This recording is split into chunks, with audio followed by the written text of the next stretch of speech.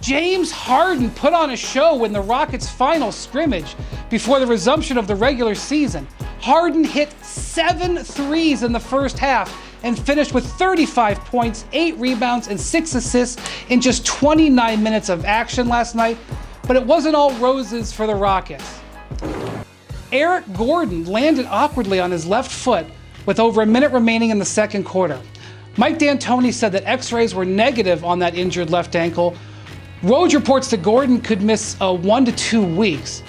Paul, do you consider the Rockets to be the biggest threat to the Lakers or Clippers coming out of the West?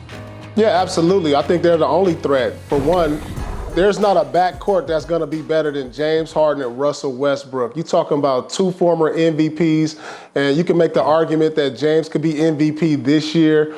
I mean, they got a top 5 player, a top 10 player. Those are the ingredients you need to be in the finals. If you look every year, it features one of those 2 players. So they're the only threats out west to the Clippers and Lakers.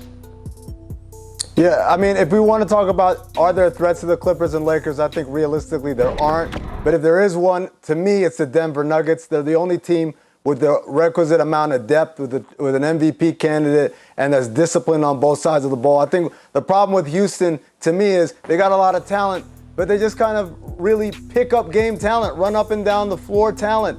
And when it comes to the playoffs, where teams are game planning, where they're sitting around trying to exploit your weaknesses and take you away from your strength, I just don't think the Rockets have the personnel or the depth to battle that in terms of beating a team like the Clippers or the Lakers. I'd like to just point out you referred to 2 NBA MVPs as pickup game talent there, Mr. Elhassan.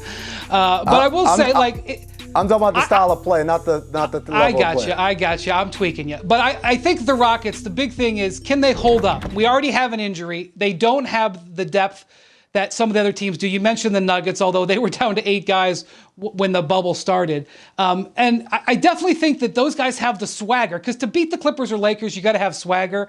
They're going to have it. They don't have to play any of the games in Los Angeles, so the home court advantage would be neutralized a little bit. I think it would be amazing if the Rockets could somehow get up to the number 4 seed through these seeding games and set up that second round possible matchup against the Lakers. I think that would be great theater. But we got to see Russ and Harden and all those supporting guys stay healthy to make it happen. I just don't know, Amin, if they got enough in the tank to do that, which we're going to see.